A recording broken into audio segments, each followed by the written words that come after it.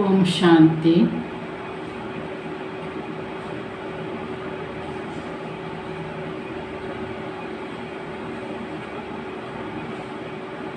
ನಾನಾತ್ಮ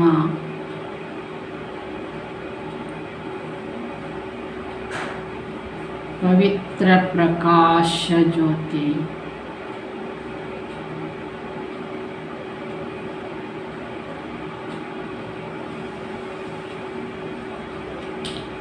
ಸರ್ವಶಕ್ತಿವಂತ ತಂದೆಯ ಮಗು.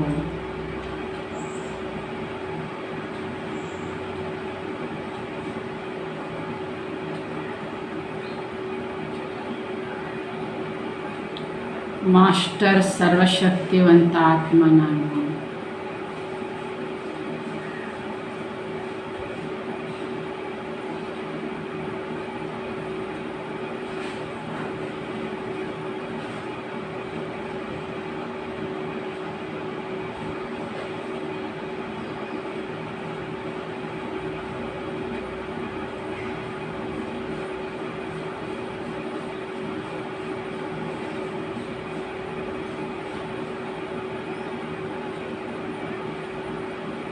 ನಾನಾತ್ಮ ಮಾಸ್ಟರ್ ಸರ್ವಶಕ್ತಿವಂತ ಆತ್ಮ.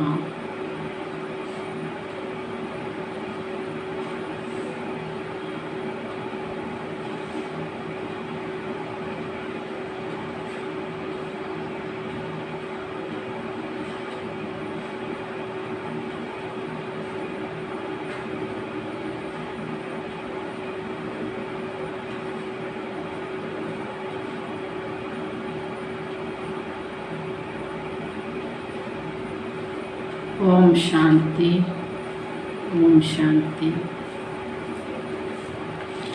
ಈ ದಿನದ ವ್ಯಕ್ತ ಮಹಾವಾಕ್ಯದಲ್ಲಿ ಬಾಬಾ ತ್ಯಾಗ ಹಾಗೂ ಭಾಗ್ಯದ ವಿವರಣೆಯನ್ನು ಕೊಡ್ತಿದ್ದಾರೆ.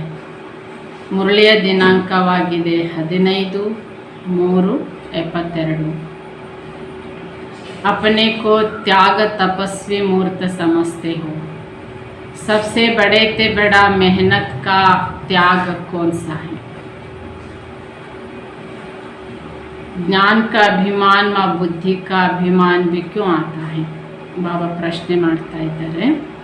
ನಿಮ್ಮನ್ನು ನೀವು ತ್ಯಾಗ ತಪಸ್ವಿ ಮೂರ್ತಿ ಎಂದು ತಿಳ್ಕೊಂಡಿದ್ದೀರಾ. ಬಹು ದೊಡ್ಡದಾದ ಪರಿಶ್ರಮದ ತ್ಯಾಗ ಯಾವುದು? ದೇಹದ ಅಭಿಮಾನ ಅಥವಾ ಜ್ಞಾನ ಅಭಿಮಾನ, ಬುದ್ಧಿ ಅಭಿಮಾನ ಎಂದರೆ ಹೇಗೆ ಬರುತ್ತದೆ, ಯಾಕೆ ಬರುತ್ತೆ? ಪುರಾನೆ ಸಂಸ್ಕಾರೋं का त्याग भी क्यों नहीं होता है? ಹಳೆಯ ಸಂಸ್ಕಾರಗಳ ತ್ಯಾಗ ಕೂಡ ಮಕ್ಕಳಿಗೆ ಯಾಕಾಗುತ್ತೆ?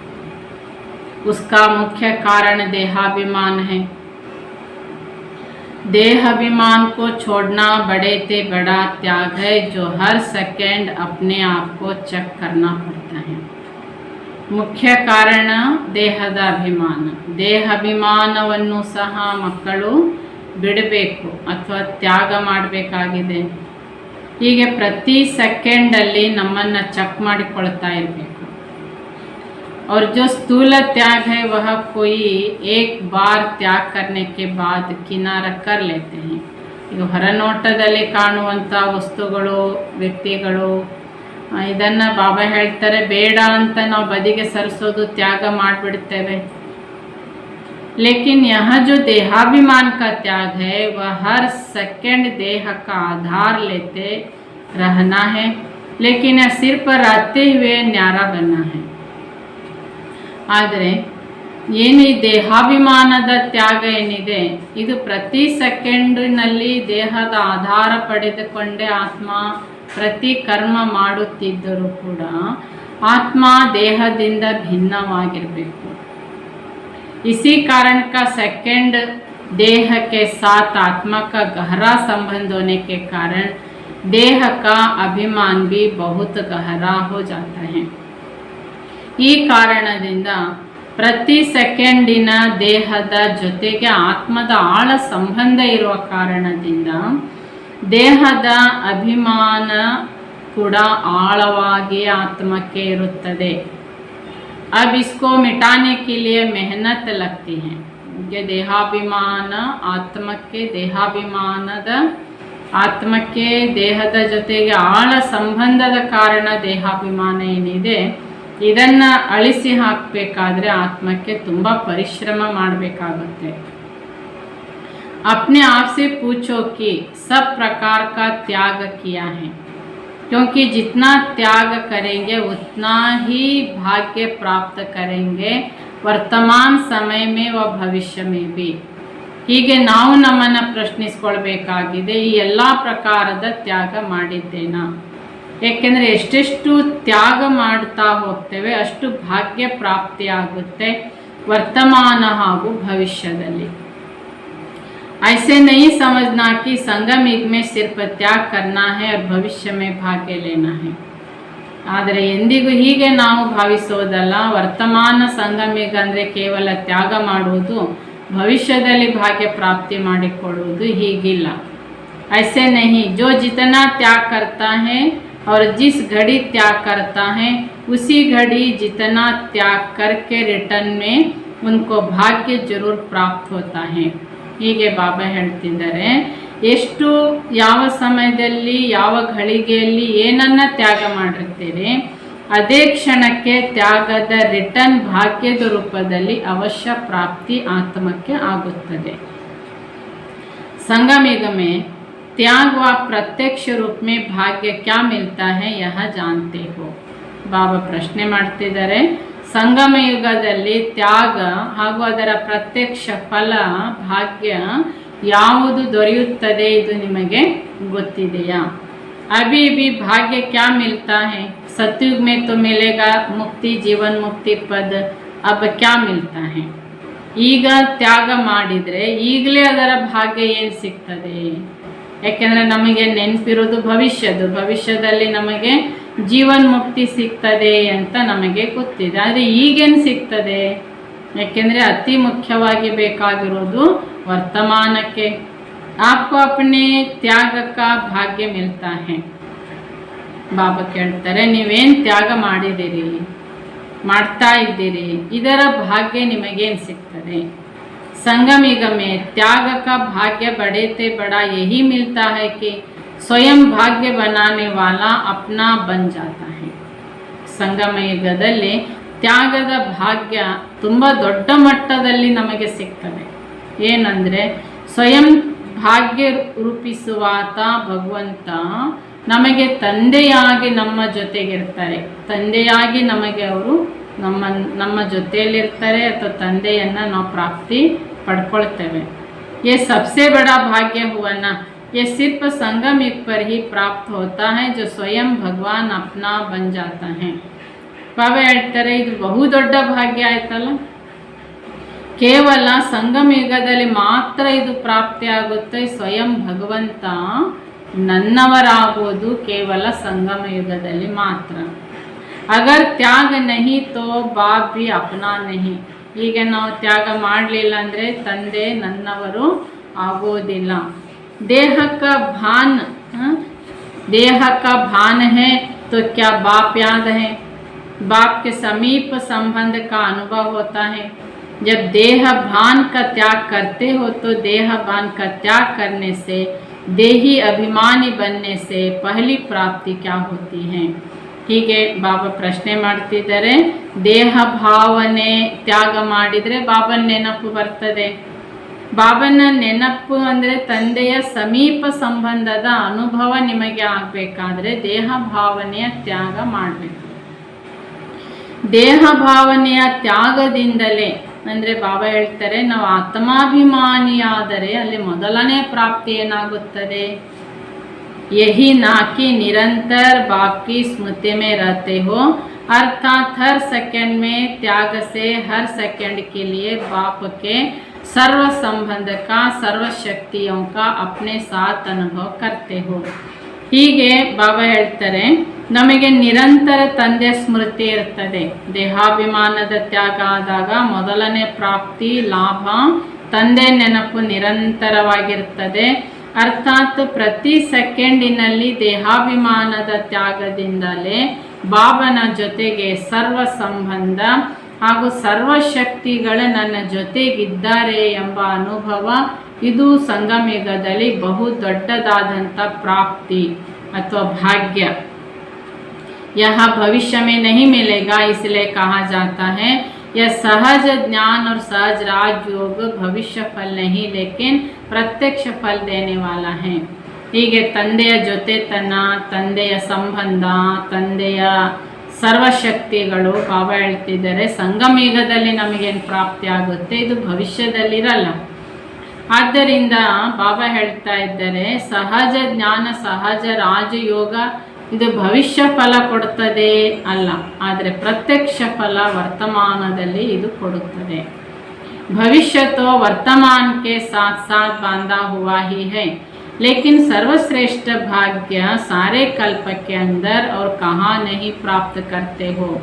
ಹೀಗೆ ಭವಿಷ್ಯ ವರ್ತಮಾನದ ಜೊತೆಗೆ ಸಂಬಂಧ ಇದೆ, ಆದರೆ ಸರ್ವಶ್ರೇಷ್ಠ ಭಾಗ್ಯ ಕಲ್ಪಪೂರ್ಣ ಸತ್ಯ ತ್ರೇತಾ ದ್ವಾಪರ ಕಲಿಯುಗ ಯಾವ ಯುಗದಲ್ಲಿ ಯಾವ ಜನ್ಮದಲ್ಲಿ ನಮಗೆ ಸಿಗಲ್ಲ, ಕೇವಲ ವರ್ತಮಾನ ಸಮಯದಲ್ಲಿ ಭಾಗ್ಯ ವಿಧಾತನ ಜೊತೆತನ, ಭಾಗ್ಯ ವಿಧಾತನ ಸರ್ವ ಪ್ರಕಾರದ ಭಾಗ್ಯ, ಅವರ ಶಕ್ತಿಗಳು ವರ್ತಮಾನದಲ್ಲಿ ಮಾತ್ರ ನಮಗೆ ಪ್ರಾಪ್ತಿಯಾಗುತ್ತವೆ। इस समय ही त्याग और तपस्या से बाप का हर सेकंड का अनुभव करते हो, अर्थात बाप को सर्व संबंध से अपना बना लेते हो। ಹೀಗೆ ಬಾಬಾ ತಿಳಿಸ್ತಿದ್ದಾರೆ ಈ ಸಮಯದಲ್ಲಿ ತ್ಯಾಗ ಮತ್ತು ತಪಸ್ಸಿನಿಂದ ತಂದೆ ನಮಗೆ ಪ್ರತಿ ಕ್ಷಣದಲ್ಲಿ ಜೊತೆಗಿದ್ದಾರೆ ಎಂಬ ಅನುಭವ ಮಾಡುತ್ತಿದ್ದೀರಾ, ಅರ್ಥಾತ್ ತಂದೆ ಜೊತೆಗೆ ಸರ್ವ ಸಂಬಂಧದಿಂದ ನನ್ನವರನ್ನಾಗಿ ಮಾಡಿಕೊಂಡಿದ್ದೇವಾ ಅಂತ ಕೇಳ್ತಾರೆ। पुकार यह नहीं करते, पुकारते तो कुछ और थे लेकिन प्राप्ति क्या हो गई। ನಾವು ಬಾಬನ್ನ ಕರೀತಾ ಇದ್ದ ವಿಧಾನನೇ ಬೇರೆ, ಯಾವುದೋ ಒಂದು ವಿಷಯಕ್ಕೆ ಬಾಬನ್ನ ಕರೀತಾ ಇದ್ವಿ, ಆದರೆ ಬಾಬಾ ನಮಗೆ ಪಡೆದುಕೊಂಡ ಮೇಲೆ, ಬಾಬನನ್ನು ಪಡೆದುಕೊಂಡ ನಂತರ ನಮಗೇನೆಲ್ಲ ಪ್ರಾಪ್ತಿ ಆಯಿತು, जो न संकल्प न स्वप्न में था वो प्राप्ति हो रही है ना।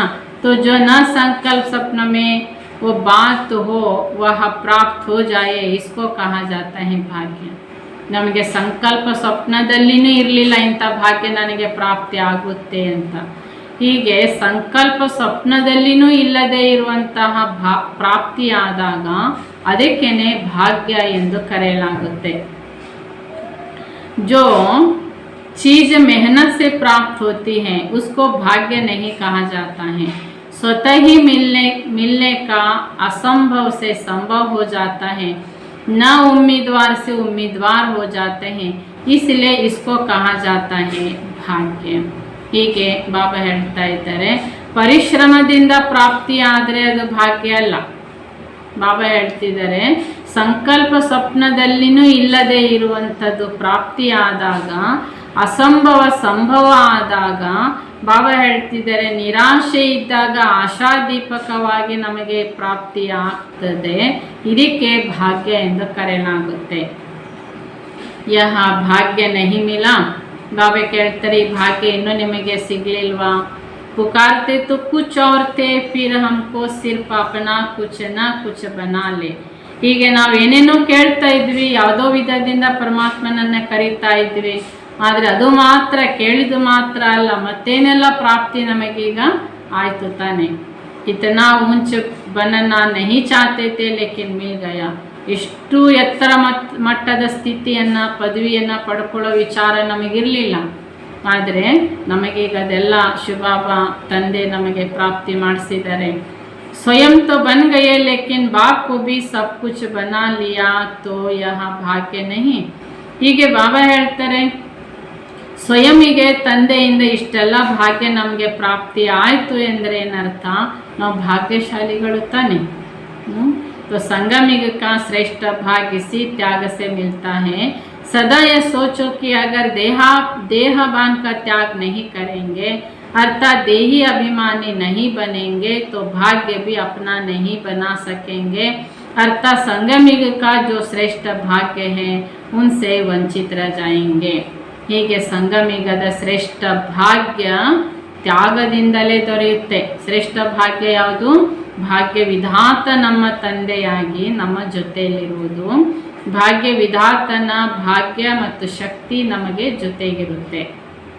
ಇದು ಸಂಗಮ ಯುಗದ ದೇಹಾಭಿಮಾನದ ತ್ಯಾಗದ ಮೊದಲನೆಯ ಭಾಗ್ಯ. ಹೀಗೆ ಸದಾ ಯೋಚನೆ ಮಾಡಿ ದೇಹಾಭಿಮಾನದ ತ್ಯಾಗ ನಾನು ಮಾಡದಿದ್ರೆ, ಆತ್ಮಾಭಿಮಾನಿ ಆಗಲಿಲ್ಲ ಅಂದರೆ ಈ ಭಾಗ್ಯ ನನಗೆ ಸಿಗ್ತದ? ಅರ್ಥಾತ್ ಬಾಬಾ ಹೇಳ್ತಾರೆ, ಸಂಗಮ ಯುಗದ ಶ್ರೇಷ್ಠ ಭಾಗ್ಯದಿಂದ ನಾವು ವಂಚಿತರಾಗ್ಬಿಡ್ತೇವೆ. ಬಾಬಾ ನಮ್ಮ ಜೊತೆಗೆ ಬರೋದೇ ಇಲ್ಲ. अगर मानो सारे दिन में कुछ समय देहाभिमान का त्याग रहता है और कुछ समय नीचे रहते हैं, अर्थात देह के भान का त्याग नहीं, तो उतना ही संगम युग में श्रेष्ठ भाग्य से ವಂಚಿತ होते हैं. ಒಂದು ದಿನದ ಲೆಕ್ಕಾಚಾರದ ಬಗ್ಗೆ ಯೋಚನೆ ಮಾಡಿ ಅಂತಾರೆ ಬಾಬಾ. ಈಗ ಹಗಲಿಡಿ ಸ್ವಲ್ಪ ಸಮಯ ಆತ್ಮಾಭಿಮಾನಿಯಾಗಿದ್ದೆ, ಮತ್ತೆ ಸ್ವಲ್ಪ ಸಮಯ ನಾನು ದೇಹಾಭಿಮಾನದಲ್ಲಿದ್ದೆ. ಆತ್ಮಾಭಿಮಾನ ಎಷ್ಟು ಸಮಯ ಇರುತ್ತೆ ಅಷ್ಟು ಬಾಬನ ಭಾಗ್ಯ ಜೊತೆಗಿರುತ್ತೆ.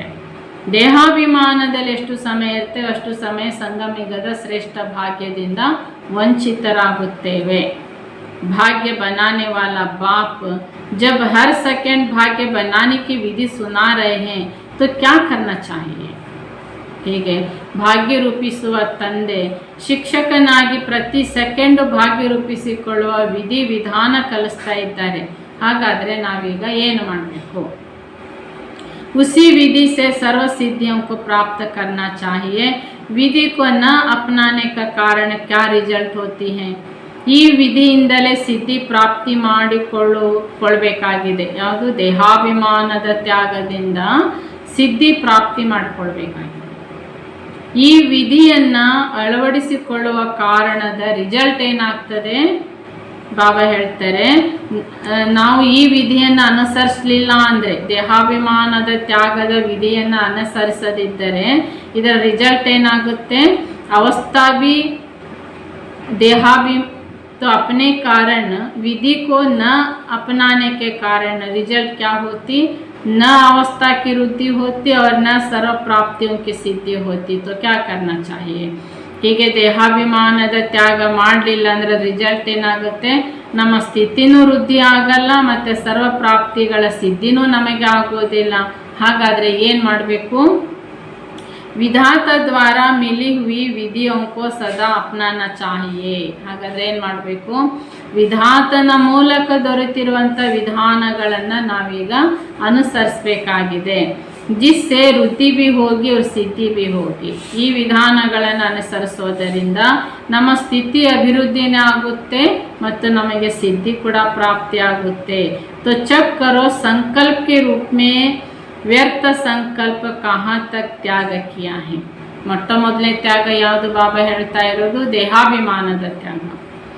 ಈಗ ದೇಹಾಭಿಮಾನದ ತ್ಯಾಗ ಮೊದಲು, ಮತ್ತು ಇದರ ಮಕ್ಕಳು ಮೊಮ್ಮಕ್ಕಳು ಇದ್ದಾವೆ ದೇಹಾಭಿಮಾನದ್ದು. ಮೊದಲನೇದು ಯಾವುದು? ವ್ಯರ್ಥ ಸಂಕಲ್ಪಗಳು. ಈ ವ್ಯರ್ಥ ಸಂಕಲ್ಪಗಳ ತ್ಯಾಗ ಮಾಡಿದ್ದೀರಾ? ವೃತ್ತಿ ಸದಾ ಭಾಯಿ ಭಾಯಿ ಕಿ ರಹನೆ ಚಾಹಿಯೆ, ಉಸ್ ವೃತ್ತಿ ಕೋ ಕಹಾ ತಕ್ ಅಪ್ನಾಯಾ ಹೈ. ಹೀಗೆ ನಮ್ಮ ವೃತ್ತಿ ಸಹೋದರತನದ ವೃತ್ತಿ ಇರಬೇಕಾಗಿದೆ. ಇದನ್ನು ಎಷ್ಟು ನಮ್ಮೊಳಗೆ ಅಳವಡಿಸಿಕೊಂಡಿದ್ದೇವೆ? ಹಾಗೂ ದೇಹಾಭಿಮಾನದಿಂದ ನಮ್ಮಲ್ಲಿ ಆತ್ಮಾಭಿಮಾನದ ವೃತ್ತಿ ಎಷ್ಟು ರೂಪಣೆಯಾಗಿದೆ? तो समझो कि मैसूर वाले समझते हो, मैसूर वाले आज तो खास इन्हों से मिलने आए हैं ना, क्योंकि इतने दूर से मेहनत से स्नेह से आए हैं, तो बाप को भी दूर देश से आना पड़ता है. ಬಾಬಾ ಈ ಗ್ರೂಪು ಮೈಸೂರಿನವರ ಗ್ರೂಪ್ ಇತ್ತು. ಅದಕ್ಕೆ ಬಾಬಾ ಕೇಳ್ತಾರೆ, ಮೈಸೂರಿನವ್ರು ಏನು ತಿಳ್ಕೊಂಡಿದ್ದೀರಿ? ಇಂದು ವಿಶೇಷವಾಗಿ ಮಿಲನ ಮಾಡಲಿಕ್ಕಾಗಿ ಈ ಗ್ರೂಪಿಗೋಸ್ಕರವೇ ತುಂಬ ದೂರದಿಂದ ನಾನು ಬಂದಿದ್ದೇನೆ. ಯಾಕೆಂದರೆ ಈ ಗ್ರೂಪಿನವರು ತುಂಬ ಪರಿಶ್ರಮ ಪಟ್ಟು ತುಂಬ ದೂರದಿಂದ ಬಂದಿರ್ತಾರೆ. तो खुशी होती है ना, आज खास दूर देश से अपने दूर देश से आने वालों के लिए दूर देश से बाप भी आए हैं. ಯಾಕೆಂದರೆ ಮಕ್ಕಳಿಗೆ ಖುಷಿ ಆಗ್ತದೆ. ಇಂದು ದೂರ ದೇಶದಿಂದ ಬರುವಂಥ ಮಕ್ಕಳಿಗಾಗಿ ಬಾಬನು ದೂರ ದೇಶದಿಂದಲೇ ಬರ್ತಾ ಇದ್ದಾರೆ. विकारों के स्नेह में आकर अपनी शुद्ध बुद्ध का भी त्याग तो अपने शरीर का भी त्याग किया. ವಿಕಾರಗಳ ಸ್ನೇಹ ಬಾಬಾ ಹೇಳ್ತಿದ್ದಾರೆ ಅದರ ಎಲ್ಲ ರೂಪದ ತ್ಯಾಗವನ್ನು ಮಾಡಿದ್ದೀರಿ ಅಂದರೆ ಶರೀರದ ತ್ಯಾಗ ಕೂಡ ಮಾಡಿದ್ದೀರಿ ತಾನೆ। बच्चों के स्नेह में माँ तन का भी त्याग करती है ना, जब देहदारी के संबंध के स्नेह में अपना ताज तख्त और अपना असली स्वरूप सब छोड़ दिया ना, तो जब अभी बाप के स्नेही बने तो क्या यह देहाभिमान का त्याग नहीं कर सकते हो, मुश्किल है।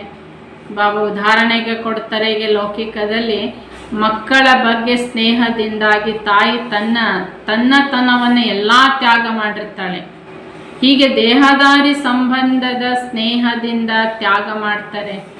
ಹೀಗೆ ಬಾಬಾ ಹೇಳ್ತಿದ್ದಾರೆ ಸಿಂಹಾಸನ ಕಿರೀಟ ಅಸಲಿ ಎಲ್ಲ ತ್ಯಾಗದ ಸ್ವರೂಪವನ್ನು ಸಂಬಂಧಕ್ಕಾಗಿ ಬಿಟ್ಬಿಡ್ತಾರೆ।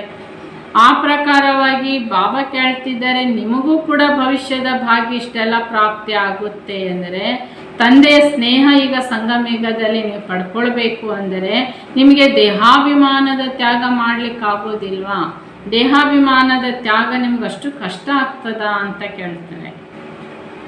सोचना चाहिए कि अल्पकाल के संबंध में इतनी शक्ति थी जो ऊपर से नीचे ला दिया।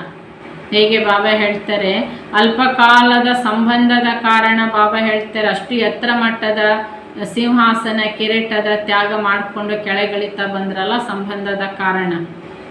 ऊपर से नीचे इसलिए आए हो ना, और अब बाप जब कहते हैं और बाप से सर्व संबंध जोड़े तो क्या बाप से स्नेह में यहाँ उल्टा देहाभिमान का त्याग कोई बड़ी बात है। ಹೀಗೆ ಬಾಬಾ ಹೇಳ್ತಿದ್ದಾರೆ ದೇಹಾಭಿಮಾನದ ದೇಹದ ಸಂಬಂಧದ ಕಾರಣ ನೀವು ಮೇಲಿಂದ ಕೆಳಗಿಳಿತಲೇ ಬಂದ್ರಿ ತಾನೆ, ಅಲ್ಲಿ ಕೂಡ ನೀವು ತ್ಯಾಗ ಮಾಡ್ತಲೇ ಬಂದಿ ಸಂಬಂಧದ ಕಾರಣ। ಅದೇ ರೀತಿಯಾಗಿ ಬಾಬಾ ಹೇಳ್ತಾ ಇದ್ದಾರೆ ಈಗ ಶಿವ ಬಾಬನ ಜೊತೆಗೆ ಸಂಬಂಧ ಜೋಡಿಸಿ ನಾವು ಬಾಬನಿಂದ ಸರ್ವಶಕ್ತಿಗಳು ಸರ್ವ ಭಾಗ್ಯವನ್ನು ಪಡ್ಕೊಳ್ಳಿಕ್ಕಾಗಿ ಬಾಬಾ ಹೇಳ್ತಾರೆ ಈ ಉಲ್ಟಾ ದೇಹಾಭಿಮಾನದ ತ್ಯಾಗ ನಿಮಗೆ ದೊಡ್ಡ ವಿಷಯ ಆಯ್ತಾ, छोटी बात है ना, फिर भी क्यों नहीं कर पाते। ಭಾಗ್ಯ ಇಷ್ಟು ದೊಡ್ಡದಿದೆ ಅಂದರೆ ಚಿಕ್ಕದಾದ ಒಂದು ಮಾತು ದೇಹಾಭಿಮಾನದ ಈ ಚಿಕ್ಕ ಉಲ್ಟಾ ಮಾತನ್ನು ತ್ಯಾಗ ಮಾಡಬೇಕಾಗಿದೆ। ಯಾಕೆಂದರೆ ಬಾಬಾ ಹೇಳ್ತಿದ್ದಾರೆ ಆದರೂ ನಿಮಗೆ ಮಾಡಲಿಕ್ಕಾಗೋದಿಲ್ಲ ಯಾಕೆ, ये तो एक सेकंड में कर देना चाहिए। बच्चा अगर एक मास बीमार होता है तो माँ का जो अल्पकाल का संबंध है देह का संबंध है, फिर भी माँ एक मास के लिए सब कुछ त्याग कर देती है। ಬಾಬಾ ಹೇಳ್ತಿದ್ದಾರೆ ನೋಡಿ ಒಂದು ಸೆಕೆಂಡಿನಲ್ಲಿ ತ್ಯಾಗ ಮಾಡಬೇಕಾಗಿರೋದು ಮಕ್ಕಳು ದೇಹಾಭಿಮಾನ। ಲೌಕಿಕದಲ್ಲಿ ಮಗು ಒಂದು ತಿಂಗಳ ಮಗುನೇ ಆಗಿರ್ಬೋದು, ಒಂದು ತಿಂಗಳಿಂದ ಮಗುವಿಗೆ ಕಾಯಿಲೆ ಇದೆ ಎಂದಾಗ ಆ ಅಲ್ಪ ಸಂಬಂಧ ಮಗು ಒಂದೇ ತಿಂಗಳಿದ್ದು ಒಂದೇ ಸಂಬಂಧ ಅಲ್ಪ ಸಂಬಂಧದಿಂದಲೂ ಕೂಡ ದೇಹದ ಸಂಬಂಧ ಇರುವುದರಿಂದಾಗಿ ತಾಯಿ ಒಂದು ತಿಂಗಳಿಂದಲೂ ಕೂಡ ತನ್ನತನವನ್ನು ಎಲ್ಲ ತ್ಯಾಗ ಮಾಡಿ ಆ ಮಗುವಿನ ಸೇವೆಯಲ್ಲಿ ತೊಡಗಿರ್ತಾರೆ। ದೇಹ ಕಿ ಸ್ಮೃತಿ ಸುಖ ತ್ಯಾಗ करने में देरी नहीं करती। ತನ್ನ ಊಟ ತನ್ನ ನಿದ್ರೆ ತನಗೇನು ಬೇಕು ಅದನ್ನೆಲ್ಲ ಆ ಮಗುವಿನ ಹಿಂದೆ ತಾಯಿ ತ್ಯಾಗ ಮಾಡಿಬಿಡ್ತಾಳೆ। तो मुश्किल भी नहीं समझती तो क्या यह करना चाहिए। ಅಲ್ಲಿ ಮಗುವಿನ ಸೇವೆಗೆ ತನ್ನತನವನ್ನು ತ್ಯಾಗ ಮಾಡಿಕೊಂಡ್ರು ಕೂಡ ತಾನು ಶ್ರಮಿಸ್ತಾ ಇದ್ದೇನೆ ಕಷ್ಟಪಡ್ತಿದ್ದೇನೆ ಅಂತ ತಾಯಿ ಹೇಳೋದಿಲ್ಲ, ಯಾಕೆಂದರೆ ಸಂಬಂಧದ ಕಾರಣ।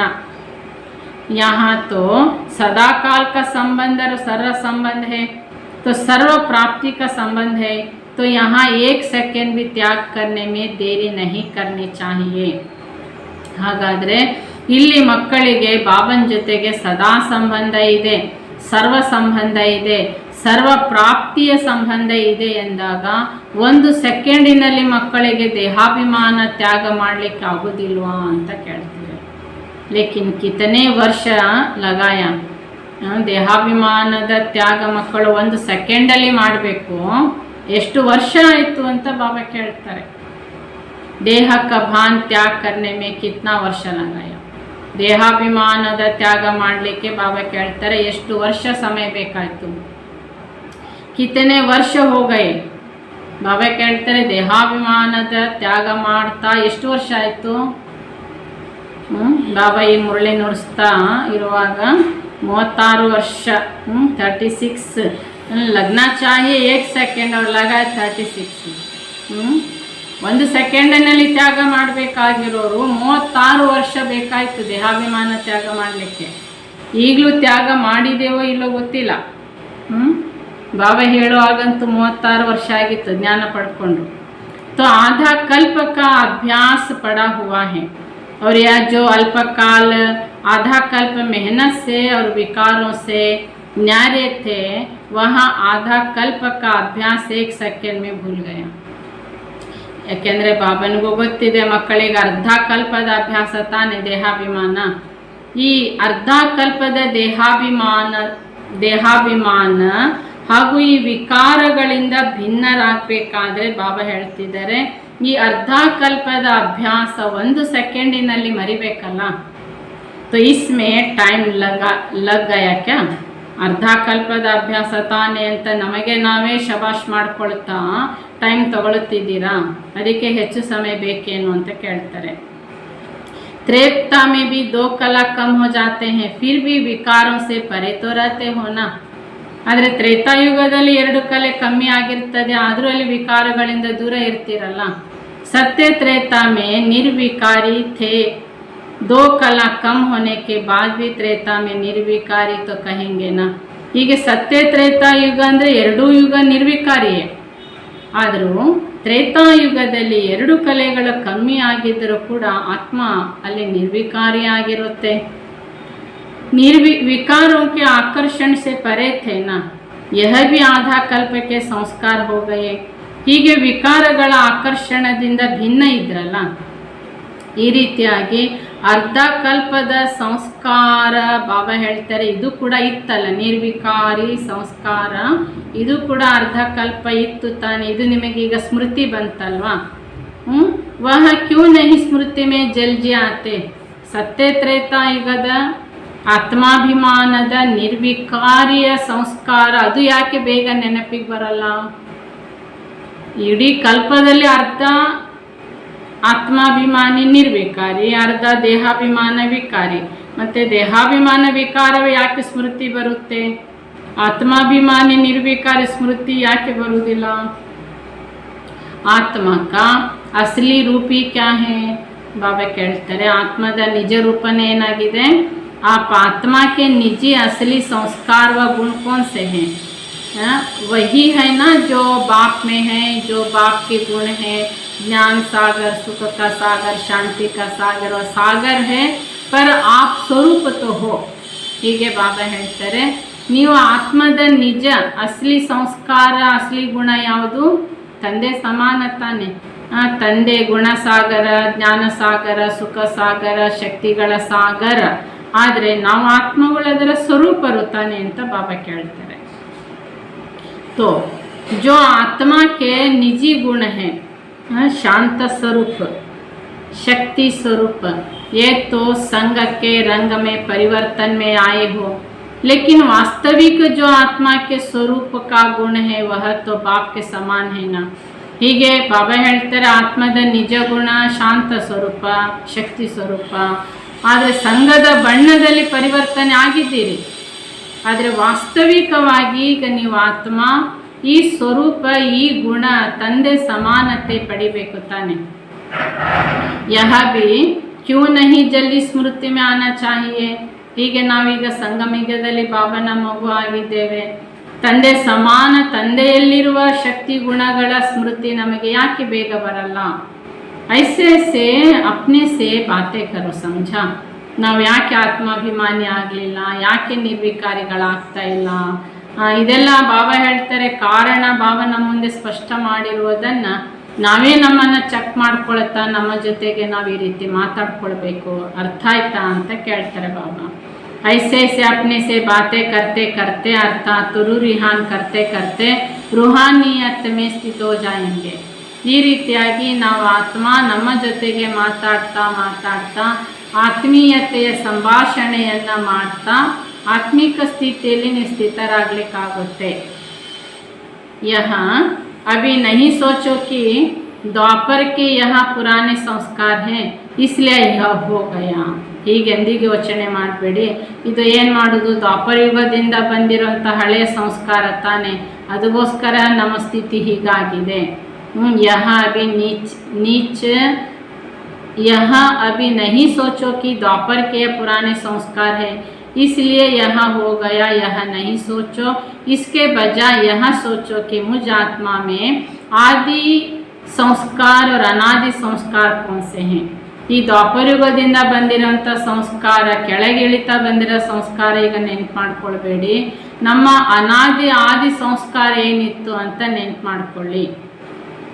सृष्टि के आदि में जब आत्माएं आई तो क्या संस्कार थे, दैवी संस्कार थे ना. तो यह सोचो आदि में आत्मा के संस्कार और गुण कौन से थे. ಹೀಗೆ ಸೃಷ್ಟಿಯ ಆದಿಯಲ್ಲಿ ನಾವು ಆತ್ಮದ ಸಂಸ್ಕಾರ ಏನಾಗಿತ್ತು, ಆದಿಯಲ್ಲಿ ದೇವತಾ ಸಂಸ್ಕಾರ ಇತ್ತು ತಾನೆ. ಸೃಷ್ಟಿಯ ಆದಿಯಲ್ಲಿ ನಮ್ಮ ಸಂಸ್ಕಾರ ಆತ್ಮದ್ದು ಗುಣ ಹೇಗಿತ್ತು.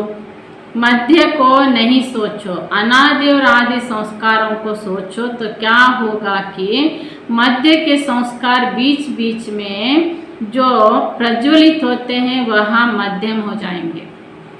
ಹೀಗೆ ಬಾಬಾ ಹೇಳ್ತಿದ್ದಾರೆ, ನಾವು ಆತ್ಮ ಆದಿಯಲ್ಲಿ ಬಂದಾಗ, ಅನಾದಿಯಿಂದ ಆದಿಗೆ ಬಂದಾಗ ನಮ್ಮ ಸಂಸ್ಕಾರ ಹೇಗಿತ್ತು ಅಂತ ನಾವು ಬಾರಿ ಬಾರಿ ಯೋಚನೆ ಮಾಡ್ತಾ ಇದ್ದಾಗ ಮಧ್ಯದಲ್ಲಿ ಬಂದಿರೋಂಥ ಸಂಸ್ಕಾರ ಏನು ಪ್ರಜ್ವಲಿತವಾಗಿದೆ ಅದು ಮಂದಗತಿ ಆಗ್ತಾ ಹೋಗುತ್ತದೆ.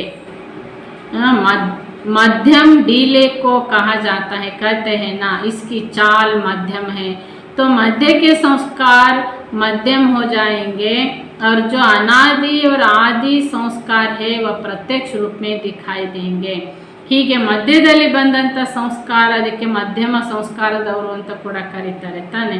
ಹಾಗೆ ಮಧ್ಯದಲ್ಲಿ ಬಂದಂಥ ಸಂಸ್ಕಾರ ಅನಾದಿ ಆದಿ ಸಂಸ್ಕಾರ ಪ್ರತ್ಯಕ್ಷ ಆಗ್ತಾ ಹೋದ ಹಾಗೆ ಮಧ್ಯದಲ್ಲಿ ಬಂದ ಸಂಸ್ಕಾರ ಸಮಾಪ್ತಿ ಆಗ್ತಾ ಹೋಗುತ್ತದೆ.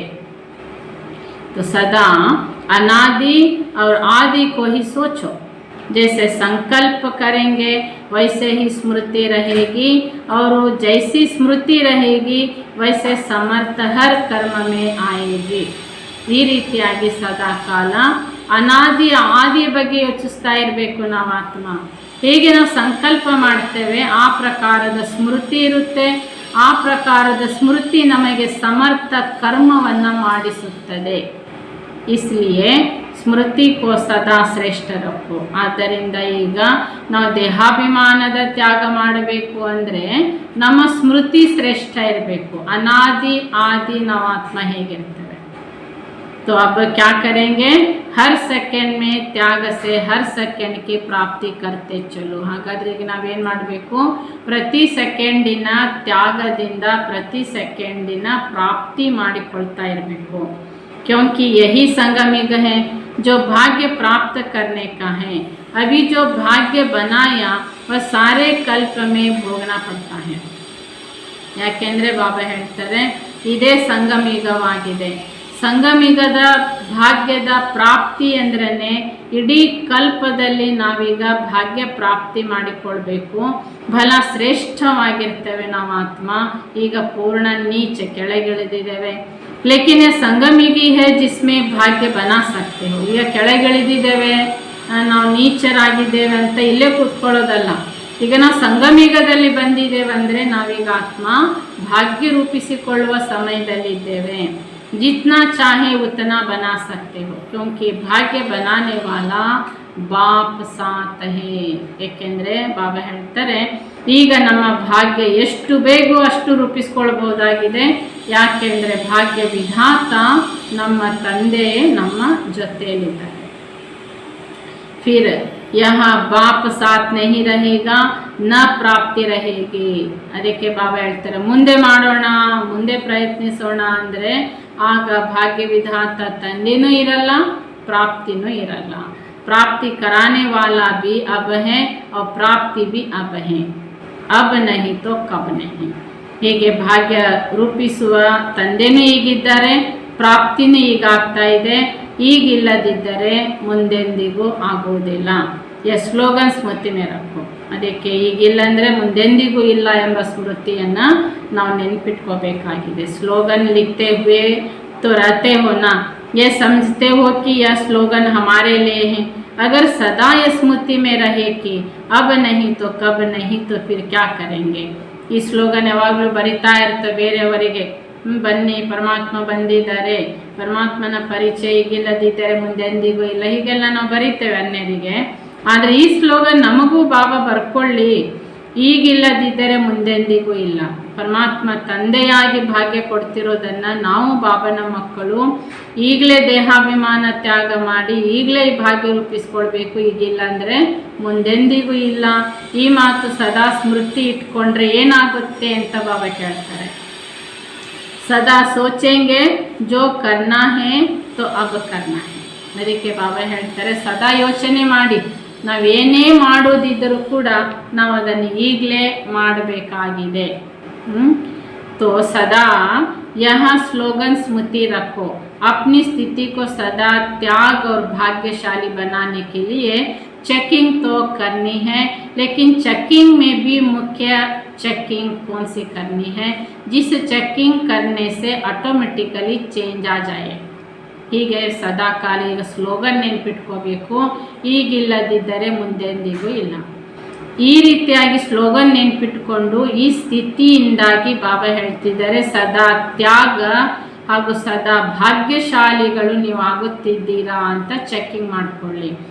ಆದರೆ ಚೆಕ್ಕಿಂಗ್ನಲ್ಲಿ ಮುಖ್ಯವಾಗಿ ಯಾವ ಮಾತನ್ನು ಚೆಕ್ಕಿಂಗ್ ಮಾಡ್ಕೊಳ್ಬೇಕಾಗಿದೆ, ಯಾಕೆಂದರೆ ಈ ಚೆಕ್ಕಿಂಗ್ ಆಟೋಮೆಟಿಕಲಿ ನಮ್ಮನ್ನು ಚೇಂಜ್ ಮಾಡ್ತದೆ. क्या चेकिंग करनी है, इसके लिए एक स्लोगन है, वह स्लोगन कौन सा है, ಏನು ಚೆಕ್ಕಿಂಗ್ ಮಾಡ್ಕೋಬೇಕು ಅದಕ್ಕೆ ಒಂದು ಸ್ಲೋಗನ್ ಬಾಬಾ ಹೇಳಿದ್ದಾರೆ. ಆ ಸ್ಲೋಗನ್ ಯಾವುದು, ಜೋ ಬಹುತ್ ಬಾರ್ ಸುನಾಯ. ಬಾಬಾ ಹೇಳ್ತಾರೆ ಆ ಸ್ಲೋಗನ್ ನಾನು ಅನೇಕ ಬಾರಿ ನಿಮಗೆ ಹೇಳಿದ್ದೇನೆ. ಯಾವುದು ಸ್ಲೋಗನ್, ಕಮ್ ಖರ್ಚಾ ವಾಲಾ ನಶೀನ್. अब कम खर्चा वाला नशीन कैसे बनना है, ಕಡಿಮೆ ಖರ್ಚು ಪ್ರಾಪ್ತಿ ಅಪಾರ ಅಂತ. ಹಾಗಾದರೆ ಬಾಬಾ ಹೇಳ್ತಾರೆ ಈಗ ಕಡಿಮೆ ಖರ್ಚು ಮತ್ತು ಪ್ರಾಪ್ತಿ ಅಪಾರ ಇದು ಹೇಗೆ, ಇದು ಯಾವ ರೀತಿ ಮಾಡ್ತೀರಿ ಅಂತ ಬಾಬಾ ಕೇಳ್ತಾರೆ. वे लोग तो स्थूल धन में कम खर्चा वाला नशीन बनाने का प्रयत्न करते, लेकिन आप लोगों के लिए संगम में कितनी प्रकार के खजाने हैं मालूम है. ಏಕೆಂದರೆ ಬಾಬಾ ಹೇಳ್ತಾರೆ ಪ್ರಪಂಚದವರು ಕಡಿಮೆ ಖರ್ಚು ಮಾಡಬೇಕು, ಲಾಭ ಅಧಿಕ ಗಳಿಸ್ಬೇಕು ಅನ್ನೋ ಪ್ರಯತ್ನದಲ್ಲಿ ಯಾವಾಗಲೇ ಇರ್ತಾರೆ. ಆದರೆ ನಾವು ಬಾಬನ ಮಕ್ಕಳಿಗೆ ಸಂಗಮೇಘದಲ್ಲಿ ಯಾವ ಪ್ರಕಾರದ ಖಜಾನೆ ಕಡಿಮೆ ಖರ್ಚು ಮಾಡಿ ಲಾಭ ಜಾಸ್ತಿ ಪಡ್ಕೊಳ್ಬೇಕು ಗೊತ್ತಿದೆಯಾ ಅಂತ ಕೇಳ್ತಾರೆ. समय संकल्प श्वास तो है ही खजाना, लेकिन उसके साथ अविनाशी ज्ञान रतन का खजाना भी है और 5 स्थूल खजानों से भी इसका संबंध है. ಸಮಯ, ಸಂಕಲ್ಪ, ಶ್ವಾಸ ಈ ಖಜಾನೆಗಳಂತಿದ್ದಾವೆ. ಇದರ ಜೊತೆಗೆ ಅವಿನಾಶಿ ಜ್ಞಾನ ರತ್ನಗಳ ಖಜಾನೆ, ಇದರ ಜೊತೆಗೆ 5ನೇದು ಸ್ಥೂಲ ಬಾಬಾ ಹೇಳ್ತಾರೆ ಖಜಾನೆ ಕನೆಕ್ಷನ್ ಇದೆ. तो यह चक्कर और संकल्प के खजानों में भी कम खर्चा बाला नशीन बने हैं. ಸಮಯ, ಸಂಕಲ್ಪ, ಶ್ವಾಸ, ಜ್ಞಾನ ರತ್ನ ಈ 4 ಖಜಾನೆಗಳು 5ನೇ ಸ್ಥೂಲ ಖಜಾನೆಗೆ ಸಂಬಂಧ ಇದೆ. ಹಾಗಾದರೆ ಈಗ ಮೊದಲೇ ಖಜಾನೆಯನ್ನು ಚೆಕ್ ಮಾಡ್ಕೋಬೇಕಾಗಿದೆ. ಸಂಕಲ್ಪದ ಖಜಾನೆ, ನಾನು ಕಡಿಮೆ ಖರ್ಚು ಮಾಡುತ್ತಿದ್ದೇನಾ, ज़्यादा खर्च नहीं करो, अपने संकल्पों के खजानों को व्यर्थ न गवाओ, तो समर्थ और श्रेष्ठ संकल्प होगा. ಹೀಗೆ ಬಾಬಾ ಹೇಳ್ತಾರೆ ನಾವು ಹೆಚ್ಚು ಸಂಕಲ್ಪಗಳ ಖರ್ಚು ಮಾಡಬಾರ್ದು. ಅಂದರೆ ತುಂಬ ವಿನಾಕಾರಣ ಯೋಚನೆ ಮಾಡ್ತಲೇ ಇರೋದು, ಹೀಗೆ ಯಾಕಾಯ್ತು, ಹಾಗೆ ಯಾಕಾಯ್ತು, ಹೀಗೆ ಯಾಕೆ, ಹಾಗೆ ಯಾಕೆ. ಬಾಬಾ ಹೇಳ್ತಾರೆ ನೀವು ಕಡಿಮೆ ಸಂಕಲ್ಪಗಳ ಖರ್ಚು ಮಾಡಿದರೆ ಅಲ್ಲಿ ಬಾಬಾ ಹೇಳ್ತಾ ಇದ್ದಾರೆ ಅಂದರೆ ನೀವು ಕಮ್ ಖರ್ಚಾವಾಲ ಶ್ರೇಷ್ಠ ಸಂಕಲ್ಪ ಸಮರ್ಥ ಸಂಕಲ್ಪ ಹೋಗ. ನಾವು ಕಡಿಮೆ ವ್ಯರ್ಥ ಸಂಕಲ್ಪ ಕಡಿಮೆ ಮಾಡ್ತಾ ಹೋದ ಹಾಗೆ ಅಲ್ಲಿ ನಮ್ಮಲ್ಲಿ ಸಮರ್ಥ ಮತ್ತು ಶ್ರೇಷ್ಠ ಸಂಕಲ್ಪಗಳು ಬರುತ್ತವೆ. श्रेष्ठ संकल्प से प्राप्ति भी श्रेष्ठ होगी ना. ऐसे ही जो समय का खजाना है संगमयुग का, इस संगमयुग के समय को अगर व्यर्थ न खर्च करो तो क्या होगा. ಹೀಗೆ ಬಾಬಾ ಹೇಳ್ತಾರೆ ಶ್ರೇಷ್ಠ ಸಂಕಲ್ಪದಿಂದ ಪ್ರಾಪ್ತಿ ಶ್ರೇಷ್ಠ ಆಗುತ್ತದೆ. ಈ ರೀತಿಯಾಗಿ ನೆಕ್ಸ್ಟ್ ಬಾಬಾ ಹೇಳ್ತಾರೆ ಸಮಯದ ಖಜಾನೆ. ಸಂಗಮಯುಗದ ಬಾಬಾ ಹೇಳ್ತಾರೆ ಸಂಗಮಯುಗದ ಸಮಯ ಕೂಡ ಮಕ್ಕಳು ವ್ಯರ್ಥವಾಗಿ ಖರ್ಚು ಮಾಡಬಾರ್ದು. एक सेकंड में अनेक जन्मों की कमाई का साधन कर सकेंगे. ಒಂದೊಂದು ಸೆಕೆಂಡ್ ಅಲ್ಲಿ ಬಾಬಾ ಹೇಳ್ತಾರೆ ಅನೇಕ ಜನ್ಮಗಳ ಸಂಪಾದನೆಯ ಸಾಧನ ಸಮಯವಾಗಿದೆ. इसलिए ये समय व्यर्थ नहीं गंवाना है. ऐसे ही जो श्वास ಬಾಬಾ ಹೇಳ್ತಾರೆ ಅದಕ್ಕೋಸ್ಕರ ಮಕ್ಕಳು ಸಂಗಮಯುಗದ ಒಂದು ಸೆಕೆಂಡು ಕೂಡ ಅಂದರೆ ಸಮಯವನ್ನು ಮಕ್ಕಳು ವ್ಯರ್ಥವಾಗಿ कलेबार्ದು. नेक्स्ट ಮೂರನೇದು श्वास. श्वास अर्थात श्वास में बाप की स्मृति रहे. अगर एक भी श्वास में बाप की याद नहीं तो समझो व्यर्थ गया. ಶ್ವಾಸದಲ್ಲಿ ಬಾಬನ ನೆನಪಿರಬೇಕು. ಒಂದು ಶ್ವಾಸದಲ್ಲಿ ಬಾಬನ ನೆನಪಿಲ್ಲ ಅಂದರೆ ತಿಳ್ಕೊಳ್ಳಿ ಶ್ವಾಸ ವ್ಯರ್ಥ ಹೋಯಿತು. तो श्वास को भी व्यर्थ नहीं गंवाना. ऐसे ही ज्ञान का खजाना जो है उसमें भी अगर खजानों को संभालने नहीं आता मिला और ख़त्म कर दिया तो व्यर्थ चला गया ना. ಹೀಗೆ ಬಾಬಾ ಹೇಳ್ತಾ ಇದ್ದಾರೆ ಮಕ್ಕಳದು ಶ್ವಾಸ ವ್ಯರ್ಥವಾಗ್ತಾ ಇದೆ ಅಂದರೆ ಬಾಬಾ ಹೇಳ್ತಾರೆ ಈ ರೀತಿಯಾಗಿ ಏನಾಗುತ್ತೆ ಮಕ್ಕಳಿಗೆ ಶ್ವಾಸ ವ್ಯರ್ಥ ಆಯ್ತು ಅಂದರೆ ಭಾಗ್ಯನ ವ್ಯರ್ಥ ಆಯಿತು. ನೆಕ್ಸ್ಟು ಜ್ಞಾನ ಖಜಾನೆ. ಜ್ಞಾನ ಖಜಾನೆ ಕೂಡ ಬಾಬಾ ಹೇಳ್ತಾರೆ ಮಕ್ಕಳು ಸಂಭಾಲನೆ ಮಾಡಬೇಕಾಗಿದೆ. ಆದರೆ ಮಕ್ಕಳೇನು ಮಾಡ್ತಾರೆ ಜ್ಞಾನ ಖಜಾನೆ ಈಗೀಗ ಸಿಕ್ತು ಈಗೀಗ ಅದನ್ನು ವ್ಯರ್ಥ ಮಾಡಿ ಕಳ್ಕೊಂಡ್ಬಿಡ್ತಾರೆ. मनन नहीं किया, मनन के बाद उस खजाने से जो खुशी प्राप्ति होगी वह खुशी में स्थित रहने का अभ्यास नहीं किया तो व्यर्थ चला गया ना. ಈಗ ನಾವು ಕ್ಲಾಸ್ ಕೇಳಿದ್ವಿ 1 ಗಂಟೆ ಕೇಳಿ ಈಗಲೇ ಮರ್ತೋಡ್ತು ಅಂದರೆ ಕೇಳಿದ್ವಿ ಸಂಪಾದನೆ ಆಯಿತು ಖಾಲಿನೂ ಆಯಿತು. ಅಂದರೆ ನಾವು ಸಂಪಾದನೆ ಮಾಡಿರೋದನ್ನು ಮನನ ಮಾಡಲಿಲ್ಲ ಅಂದಾಗ ಆ ಜ್ಞಾನ ಖಜಾನೆ ಪ್ರಾಪ್ತಿ ಆಯ್ತು ಎಂಬ ಖುಷಿ ಆಗಲ್ಲ. ಖುಷಿಯ ಸ್ಥಿತಿಯ ಅಭ್ಯಾಸ ಮಕ್ಕಳಿಗೆ ಇರೋದಿಲ್ಲ. ಅದಕ್ಕೋಸ್ಕರ ಏನಾಗುತ್ತೆ ಜ್ಞಾನ ಕೇಳಿದ್ವಿ ಆದರೆ ಅದು ವ್ಯರ್ಥ ಹೊರಟೋಗ್ಬಿಡ್ತು. जैसे भोजन किया हजम करने की शक्ति नहीं तो व्यर्थ जाता है ना. इसी प्रकार यह ज्ञान के खजाने आपके प्रति और दूसरे आत्माओं के दान देने के प्रति न लगाया तो व्यर्थ गया ना. ಬಾಬಾ ಉದಾಹರಣೆಗೆ ಕೊಡ್ತಾರೆ ತುಂಬ ಒಳ್ಳೆಯ ಪೌಷ್ಟಿಕ ಆಹಾರವನ್ನು ನಾವು ತಿಂದೇವೆ ಆದರೆ ಜೀರ್ಣಿಸುವ ಶಕ್ತಿ ಇಲ್ಲ ಅಂದರೆ ಅಲ್ಲಿ ಊಟ ವ್ಯರ್ಥ ಆಯಿತು. ಇದೇ ಪ್ರಕಾರವಾಗಿ ಬಾಬಾ ನಮಗೆ ಪ್ರತಿದಿನ ಬೆಳಗ್ಗೆ ಸಾಯಂಕಾಲ 1 ಗಂಟೆ ಪೌಷ್ಟಿಕ ಆಹಾರವನ್ನು ಜ್ಞಾನ ತಿನ್ನಿಸ್ತಾರೆ. ಆದರೆ ಮೆಲುಕು ಹಾಕಲಿಲ್ಲ ಅದನ್ನು ಮನನ ಚಿಂತನ ಮಾಡಲಿಲ್ಲ ಅಂದರೆ 1 ಗಂಟೆ ನೀವು ಕೇಳಿದ್ದು ಆತ್ಮ ಊಟ ಮಾಡಿದ್ದೇನಾಯಿತು ವ್ಯರ್ಥ ಆಯಿತು. ऐसे ही स्थूल धन भी अगर ईश्वरीय कार्य में हर आत्मा के कल्याण के कार्य में व अपनी उन्नति कार्य में न लगाकर अन्य कोई स्थूल कार्य में लगाया तो व्यर्थ गया ना. ಅದೇ ರೀತಿಯಾಗಿ 5ನೇದು ಯಾವುದು ಸ್ಥೂಲ ಧನ. ನಿಮ್ಮ ಹತ್ರ ನಿಮ್ಮ ಸಂಪಾದನೆ ಹಣ ಇದು ಅಂತದನ್ನು ಯಾವುದ್ಯಾವುದಕ್ಕೂ ಯೂಸ್ ಮಾಡೋದಲ್ಲ.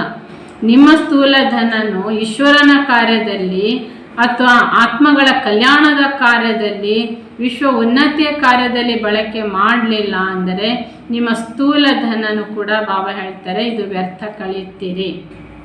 क्योंकि अगर ईश्वरीय कार्य में लगाते हो तो यह स्थूल धन 1 का 1,00,000 गुना बनकर प्राप्त होता है.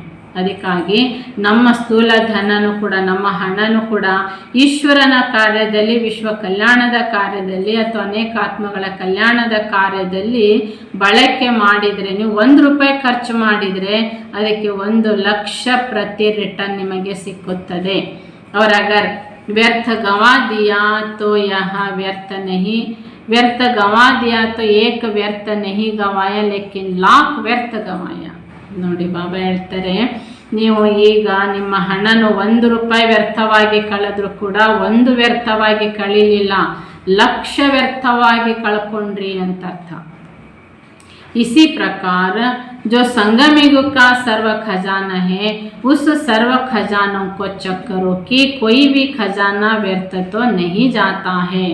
ಆದ್ದರಿಂದ ಬಾಬಾ ಹೇಳ್ತಿದ್ದಾರೆ, ಇದೇ ಪ್ರಕಾರವಾಗಿ ಸಂಗಮಯುಗದಲ್ಲಿ ಬಾಬಾ ಸರ್ವ ಖಜಾನೆಗಳನ್ನು ಆತ್ಮಕ್ಕೆ ಪ್ರಾಪ್ತಿ ಮಾಡಿಸಿದ್ದಾರೆ. ಈ ಸರ್ವ ಖಜಾನೆಗಳು ಚೆಕ್ ಮಾಡ್ಕೋಬೇಕು, ನಾನು ತುಂಬಿಸ್ಕೊಳ್ತಾ ಇದ್ದೇನೋ ವ್ಯರ್ಥ ಕಳೀತಿದ್ದೇನೋ. तो ऐसे कम खर्चा बाला नशीन बने तो यहाँ अब तक कलबेली होने के कारण व्यर्थ गंवा देते. ಹೀಗೆ ನಾವೀಗ ಕಡಿಮೆ ಖರ್ಚು ಅಧಿಕ ಲಾಭ ಮಾಡಬೇಕಾಗಿದೆ. ಆದರೆ ಹೀಗೆ ಮಾಡದನೆ ಈಗಲೂ ಆಲಸ್ಯ ಹುಡುಗಾಟಿಕೆ ಕಾರಣ ವ್ಯರ್ಥವಾಗಿ ಕಳೆಯುತ್ತಿದ್ದೀರಾ. जो अलबेले होते हैं व्यर्थ गंवाते हैं, लेकिन जो समझदार होते हैं, नॉलेजफुल होते हैं, सेंसिबल होते हैं, वह एक छोटी चीज़ भी व्यर्थ नहीं गंवाते. ಹೀಗೆ ಬಾಬಾ ಹೇಳ್ತಾರೆ, ಹುಡುಗಾಟಿಕೆಯಲ್ಲಿರೋರು ವ್ಯರ್ಥ ಕಳೀತಾ ಇರ್ತಾರೆ. ಹೀಗೆ ಯಾರು ತಿಳುವಳಿಕೆಯಲ್ಲಿದ್ದಾರೆ, ನಾಲೆಜ್ಫುಲ್ ಆಗಿದ್ದಾರೆ, ಜ್ಞಾನಿಗಳಾಗಿದ್ದಾರೆ, ಅವರು ಚಿಕ್ಕ ಚಿಕ್ಕ ವಸ್ತುಗಳನ್ನು ಕೂಡ ವ್ಯರ್ಥವಾಗಿ ಕಳೆಯುವುದಿಲ್ಲ. ऐसे के लिए ही कहा जाता है कम खर्चा बाला नशीन ऐसे हो. ಇವರಿಗೆ ಹೇಳಲಾಗುತ್ತೆ ಕಡಿಮೆ ಖರ್ಚು ಅಧಿಕ ಲಾಭ ಮಾಡಿಕೊಳ್ಳೋರು. ಹೀಗಿದ್ದೀರಾ ತಾನೇ, ಹೀಗಾಗಿದ್ದೀರಾ ಅಂತ ಬಾಬಾ ಕೇಳ್ತಾರೆ. जैसे साकार बाप ने कम खर्चा बाला नशीन बनकर दिखाया ना, तो क्या फॉलो फादर नहीं करना है. ನಾವು ಸಾಕಾರದಲ್ಲಿ ಬ್ರಹ್ಮ ಬಾಬಾ ನೋಡಿದ್ದೇವೆ, ಕಡಿಮೆ ಖರ್ಚಲ್ಲಿ ಅಧಿಕ ಲಾಭ ಮಾಡಿ ತೋರಿಸಿದ್ದಾರೆ. ಹೀಗೆ ಬ್ರಹ್ಮ ಬಾಬಾನ ಫಾಲೋ ಮಾಡಲಿಕ್ಕಾಗೋದಿಲ್ವಾ. कोई भी स्थूल धन अगर स्थूल धन नहीं है तो जो यज्ञ निवासी हैं उनके लिए यह यज्ञ की हर वस्तु की स्थूल धन के समान है. ಹೀಗೆ ಬಾಬಾ ಹೇಳ್ತಾರೆ, ಈಗ ಮಕ್ಕಳ ಬಳಿಗೆ ಯಾವುದೇ ಪ್ರಕಾರದ ಸ್ಥೂಲ ಧನ ಇಲ್ಲ ಅಂತ ತಿಳ್ಕೊಳ್ಳಿ. ಒಂದು ವೇಳೆ ಸ್ಥೂಲ ಧನ ಇಲ್ಲದಿದ್ದರೂ ಕೂಡ ನಾವು ಬಾಬನ ಮಕ್ಕಳು ಯಜ್ಞ ನಿವಾಸಿಗಳಿಗೆ ಯಜ್ಞದ ಪ್ರತಿಯೊಂದು ವಸ್ತು ಸ್ಥೂಲ ಧನದ ಸಮಾನವಾಗಿದೆ. अगर यज्ञ की कोई वस्तु व्यर्थ गंवाते हैं तो भी कम खर्चा बाला नशी नहीं कहेंगे. ಬಾಬನ ಮನೆಯ ಅಥವಾ ಯಜ್ಞದ ಒಂದು ಯಾವುದಾದ್ರೂ ವಸ್ತು ವ್ಯರ್ಥವಾಗಿ ನಾವು ಹಾಳು ಮಾಡ್ತೇವೆ ಅಂದರೆ ಅದು ಕಡಿಮೆ ಖರ್ಚು ಅಧಿಕ ಲಾಭ ಆಗಲಿಲ್ಲ. जो प्रवृत्ति में रहने वाले हैं स्थूल धन से अपना पद ऊंच बना सकते हैं, वैसे ही यज्ञ निवासी भी अगर यज्ञ की स्थूल वस्तु कम खर्चा बाला नशीन बनकर यूज करते हैं अपने प्रति और दूसरों के प्रति, उनका भी इस हिसाब से भविष्य बहुत ऊंच बनता है. ನೋಡಿ ಬಾಬಾ ಗೃಹಸ್ಥ ವ್ಯವಹಾರದಲ್ಲಿರುವಂಥವರು ಅವ್ರ ಹತ್ರ ಹಣ ಸಂಪಾದನೆ ಮಾಡ್ತಿರ್ತಾರೆ. ಆ ಸಂಪಾದನೆಯಲ್ಲಿ ಸ್ವಲ್ಪ ಬಾಬನ ಸೇವೆಗೆ ಅವರು ಉಪಯೋಗಿಸ್ಕೊಂಡ್ರೆ ಭವಿಷ್ಯದಲ್ಲಿ ಅವರಿಗೆ ತುಂಬ ಶ್ರೇಷ್ಠವಾದ ಪದವಿ ಸಿಗ್ತದೆ. ಅದೇ ರೀತಿಯಾಗಿ ಯಜ್ಞದಲ್ಲಿರುವಂಥವರಿಗೆ ಸೆಂಟ್ರನಲ್ಲಿರುವಂಥವರು ಕೂಡ ಯಜ್ಞದ ಒಂದೊಂದು ವಸ್ತುವನ್ನು ಬಾಬಾ ಹೇಳ್ತಾರೆ ಕಡಿಮೆ ಖರ್ಚು ಅಧಿಕ ಲಾಭ ಮಾಡ್ತಾ ಹೋದರೆ, ಅಂದರೆ ಅದು ತುಂಬ ರಫಾಗಿ ಯೂಸ್ ಮಾಡೋದು, ವೇಸ್ಟ್ ಯೂಸ್ ಮಾಡೋದು ಮಕ್ಕಳು ಮಾಡದೇ ಆ ವಸ್ತುಗಳನ್ನು ಕಾಪಾಡಿಕೊಂಡು ಬರ್ತೀರಿ, ಅನೇಕರ ಸೇವೆಗೆ ಅದನ್ನು ಬಳಕೆ ಮಾಡ್ತೀರಿ ಅಂದರೆ ಅದರ ಲೆಕ್ಕಾಚಾರ ಭವಿಷ್ಯದಲ್ಲಿ ನಿಮಗೆ ತುಂಬ ಶ್ರೇಷ್ಠ ಪದವಿ ಪ್ರಾಪ್ತಿ ಮಾಡಿಸುತ್ತದೆ. ऐसे नहीं कि स्थूल धन तो प्रवृत्ति वालों के लिए साधन है, लेकिन यज्ञ निवासियों के लिए यज्ञ की सेवा भी, यज्ञ की वस्तु भी इकोनॉमी रूप की धन स्थूल धन से भी ज़्यादा कमाई का साधन है. ಹೀಗೆ ಬಾಬಾ ಹೇಳ್ತಿದ್ದಾರೆ, ಗೃಹಸ್ಥ ವ್ಯವಹಾರದಲ್ಲಿರೋರಿಗೆ ಸ್ಥೂಲ ಧನದ ಸೇವೆಯ ಸಹಾಯ ಸಿಗ್ತದೆ. ಸ್ಥೂಲ ಧನದ ಸೇವೆಯಿಂದ ಅವರ ಭವಿಷ್ಯ ಭಾಗ್ಯ ಹೇಗೆ ರೂಪಿಸ್ಕೊಳ್ತಾರೆ. ಆದರೆ ಯಜ್ಞ ನಿವಾಸಿಗಳಿಗೆ ಅಥವಾ ಸೇವಾ ಕೇಂದ್ರ ಸೆಂಟ್ರ್ನಲ್ಲಿರುವಂಥವರಿಗೆ ಯಜ್ಞದ ಸೇವೆ ಅಂದ್ರೆ ಯಜ್ಞದ ವಸ್ತುಗಳನ್ನು ಎಕಾನಮಿಯ ರೂಪದಿಂದ ಬಳಕೆ ಮಾಡ್ತಾ ಇದ್ದರೆ ಅಲ್ಲಿ ಸ್ಥೂಲ ಧನ ಬಾಬಾ ಹೇಳ್ತಾ ಇದ್ದಾರೆ ಅವರಿಗೆ ಪ್ರಾಪ್ತಿಯಾಗುತ್ತೆ. ಅದಕ್ಕೆ ಬಾಬಾ ಹೇಳ್ತಾರೆ ಸ್ಥೂಲ ಧನದ ಪ್ರಾಪ್ತಿಗೆ ಆಧಾರ ಯಜ್ಞ ಸೇವೆ, ಯಜ್ಞದ ವಸ್ತುಗಳ ಎಕಾನಮಿಯಿಂದ ಅವರಿಗೆ ಸಂಪಾದನೆ ಆಗುತ್ತದೆ. इसलिए जब यज्ञ की एक भी चीज़ यथार्थ रूप से लगाते हो व संभाल करते हो, व्यर्थ से बचाव करते हो तो समर्थ्य आती है भविष्य प्राप्ति के लिए. ಆದ್ದರಿಂದ ಬಾಬಾ ಹೇಳ್ತಾರೆ ಯಜ್ಞದ ಒಂದೊಂದು ವಸ್ತುನು ಯಥಾರ್ಥ ರೂಪದಿಂದ ಬಳಕೆ ಮಾಡ್ತೀರಿ, ಸಂಭಾಲನೆ ಮಾಡ್ತೀರಿ ಅಥವಾ ಅದರ ರಕ್ಷಣೆ ಮಾಡಿಕೊಂಡು ಉಪಯೋಗಿಸ್ಕೋತೀರಿ ಅಂದರೆ ಈ ಸಮರ್ಥತೆ ಭವಿಷ್ಯದ ಭಾಗ್ಯ ಪ್ರಾಪ್ತಿ ಮಾಡಿಸುತ್ತದೆ. व्यर्थ से बचाव किया, अपना भविष्ಯ बनाने की तो ಪ್ರಾಪ್ತಿ हुई। ಆ ವಸ್ತು ವೇಸ್ಟ್ ಆಗ್ತಾ ಇರ್ತದೆ ಯಜ್ಞದಲ್ಲಿ, ಅದನ್ನು ನೀವು ಅರ್ಥ ಮಾಡಿಕೊಂಡು ಅದರ ರಕ್ಷಣೆ ನೀವು ಮಾಡ್ತೀರಿ, ಬಳಕೆ ಮಾಡ್ತೀರಿ ಯಜ್ಞದ ಸೇವೆಗೆ ಅಂದರೆ ಈ ಒಂದು ವಿಧಾನ ನಿಮ್ಮ ಭವಿಷ್ಯ ಭಾಗ್ಯ ಪ್ರಾಪ್ತಿ ಮಾಡಿಸುತ್ತದೆ।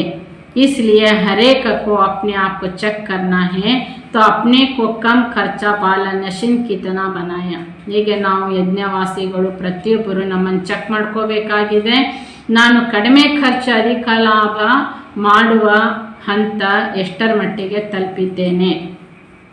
ವ್ಯರ್ಥ ಸೆ ಬಚೋ ಸಮರ್ಥ ಬನು। ಬಾಬಾ ಸ್ಲೋಗನ್ ಏನು ಹೇಳ್ತಾರೆ, ವ್ಯರ್ಥದಿಂದ ಬಚಾವಾಗಬೇಕು ಮತ್ತು ನಾವು ಸಮರ್ಥರಾಗಬೇಕು। ಜहाँ व्यर्थ है वहाँ समर्थ जरा भी नहीं, और जहाँ समर्थ है वहाँ व्यर्थ जावे या हो नहीं सकता। ಹೀಗೆ ಬಾಬಾ ಹೇಳ್ತಾರೆ, ವ್ಯರ್ಥದಿಂದ ಮುಕ್ತರಾಗಿ ಸಮರ್ಥರಾಗ್ರಿ ಅಂದರೆ ಎಲ್ಲಿ ವ್ಯರ್ಥತೆ ಇದೆ ಅಲ್ಲಿ ಸಮರ್ಥತೆ ಸ್ವಲ್ಪನೂ ಇರೋದಿಲ್ಲ, ಎಲ್ಲಿ ಸಮರ್ಥತೆ ಇದೆ ಅಲ್ಲಿ ವ್ಯರ್ಥ ಸ್ವಲ್ಪನೂ ಇರೋದಿಲ್ಲ। ಅಗರ್ ಖಜಾನ ವ್ಯರ್ಥ ಜಾತಾ ಹೈ ತೋ ಸಮರ್ಥ ನಹಿ ಆ ಸಕ್ತೆ। ಒಂದು ವೇಳೆ ಮಕ್ಕಳ ಖಜಾನೆ ವ್ಯರ್ಥ ಹೋಗ್ತದೆ ಅಂದರೆ ಅರ್ಥ ಅಲ್ಲಿ ಸಮರ್ಥತೆ ಬರುವುದಿಲ್ಲ। जैसे देखो कोई लीकेज होती है, कितना भी कोशिश करो लेकिन लीकेज कारण शक्ति भर नहीं सकती। ನೋಡಿ ಬಾಬಾ ಹೇಳ್ತಾರೆ, ಎಲ್ಲಿ ಆದರೂ ಲೀಕೇಜ್ ಆಗ್ತಾ ಇದೆ, ಪಾತ್ರೆನೋ ಕೊಡಪಾನವೋ ಅದಕ್ಕೆ ತೂತಾಗಿದೆ, ಲೀಕೇಜ್ ಆಗ್ತಾ ಇದೆ ಅಂದರೆ ನೀವು ಎಷ್ಟೇ ತುಂಬಿಸೋ ಪ್ರಯತ್ನ ಮಾಡಿ ಆ ಲೀಕೇಜಿನ ಕಾರಣ ಅದು ತುಂಬೋದಿಲ್ಲ। तो व्यर्थ भी लीकेज होने के कारण कितना भी पुरुषार्थ करेंगे, कितना भी मेहनत करेंगे, लेकिन शक्तिशाली नहीं बन सकेंगे। ಹೀಗೆ ಮಕ್ಕಳಲ್ಲಿ ಕೂಡ ಸಂಕಲ್ಪ ಸಮಯ ಎಲ್ಲ ವ್ಯರ್ಥ ಆಗುವ ಕಾರಣದಿಂದ ಅಥವಾ ಯಜ್ಞದ ವಸ್ತುಗಳನ್ನು ವ್ಯರ್ಥ ಮಾಡುವ ಕಾರಣದಿಂದ ಬಾಬಾ ಹೇಳ್ತಾರೆ, ನೀವು ಎಷ್ಟೇ ಪುರುಷಾರ್ಥ ಮಾಡಿರಿ ಅಲ್ಲಿ ಪರಿಶ್ರಮ ಮಾಡ್ತಾ ಇದ್ದೀರಿ ಆದರೆ ನೀವು ಶಕ್ತಿಶಾಲಿಗಳು ಆಗುವುದಿಲ್ಲ। इसलिए ಲೀಕೇಜ್ ಕೋ ಚೆಕ್ ಕರೋ। ಅದಕ್ಕೆ ಮುಖ್ಯವಾಗಿ ಬಾಬಾ ಏನು ಹೇಳ್ತಾರೆ, ನಿಮ್ಮ ಲೀಕೇಜ್ ಏನಿದೆ ಅದನ್ನು ಚೆಕ್ ಮಾಡಿ। ಲೀಕೇಜ್ ಕೋ ಚೆಕ್ करने के लिए बहुत होशियारी चाहिए। ಮಕ್ಕಳು ಲೀಕೇಜನ್ನು ಚೆಕ್ ಮಾಡ್ಕೊಳ್ಳಿಕ್ಕಾಗಿ ಮಕ್ಕಳು ಬಹಳ ಹುಷಾರಿ ಇರಬೇಕು। ಕೈ ಬಾರ್ ಲೀಕೇಜ್ ತೋ ಮಿಲ್ತಿ ಹಿ ನಹಿ। ಬಾಬಾ ಹೇಳ್ತಾರೆ, ಲೀಕೇಜ್ ಚೆಕ್ ಮಾಡೋರೇ ಇರ್ತಾರೆ, ಸ್ಪೆಷಲಿಸ್ಟ್ ಇರ್ತಾರೆ ಕೆಲವರು ಜಗತ್ತಲ್ಲಿ। ಹಾಗೆ ಮಕ್ಕಳು ಲೀಕೇಜನ್ನು ಚೆಕ್ ಮಾಡುವುದರಲ್ಲಿನೂ ಬಹಳ ಹುಷಾರಿರಬೇಕು। ಯಾಕೆಂದರೆ ಕೆಲವು ಬಾರಿ ಮಕ್ಕಳು ಚೆಕ್ ಮಾಡ್ತಿರ್ತಾರೆ, ಅದು ಸೂಕ್ಷ್ಮ ಲೀಕೇಜ್ ಹೀಗಿರ್ತದೆ ಅಂದರೆ ಅದು ಸಿಗೋದೇ ಇಲ್ಲ, ಬೇಗ ಕಾಣೋದೇ ಇಲ್ಲ। बहुत होशियार होते हैं, नॉलेजफुल होते हैं, वह लीकेज को ಚೆಕ್ कर सकते हैं। ಬಹಳ ಹುಷಾರಾಗಿರೋರು ನಾಲೆಜ್ಫುಲ್ ಆಗಿರೋರು ಆ ಚಿಕ್ಕದಾದ ಲೀಕೇಜನ್ನು ಬೇಗ ಕ್ಯಾಚ್ ಮಾಡ್ತಾರೆ। नॉलेजफुल नहीं तो लीकेज को ढूंढते रहते हैं, तो अब नॉलेजफुल बन ಚೆಕ್ करो तो व्यर्थ से समर्थ हो जाएंगे। समझा? ಹೀಗೆ ಈಗ ಮಕ್ಕಳು ಲೀಕೇಜನ್ನು ಚೆಕ್ ಮಾಡ್ಕೊಳ್ಳಿಕ್ಕೆ ನಾಲೆಜ್ಫುಲ್ ಆಗಬೇಕಾಗಿದೆ। ಆಗ ನಿಮಗೆ ಬಾಬಾ ಹೇಳ್ತಾರೆ, ನಿಮ್ಮ ವ್ಯರ್ಥತೆಯ ಲೀಕೇಜು ಬೇಗ ನಿಮಗೆ ಕ್ಯಾಚ್ ಆಗುತ್ತೆ, ಅರ್ಥ ಆಗುತ್ತೆ। अच्छा, मैसूर वाले क्या याद रखेंगे, माताएं सिर्फ याद की यात्रा में रहती है ना, क्योंकि भाषा तो समझ नहीं सकती। ಬಾಬಾ ಕೇಳ್ತಾರೆ, ಒಳ್ಳೆಯದು, ಮೈಸೂರಿನವ್ರು ಏನು ನೆನ್ಪಿಟ್ಕೋತೀರಿ, ಮಾತೆಯರಂತೂ ಬಾಬನ ನೆನಪಿನ ಯಾತ್ರೆಯಲ್ಲಿ ಇರ್ತೀರಿ, ಯಾಕೆಂದರೆ ಭಾಷೆ ಬಾಬಂದೇನು ಅರ್ಥ ಆಗಲ್ಲ। ಏತೋ ಯಾದ್ ರಖೇಗಿನಾ, ಕಮ್ ಖರ್ಚಾ ಬಾಲ ನಶಿ। ಬಾಬಾ ಮಾತೆಯರಿಗೆ ಪುನಃ ಶಾರ್ಟಲ್ಲಿ ಕೇಳ್ತಾರೆ, ಕಡಿಮೆ ಖರ್ಚು ಅಧಿಕ ಲಾಭ, ಇಷ್ಟಂತ ನೆನ್ಪಿಟ್ಕೋತೀರಿ ತಾನೆ।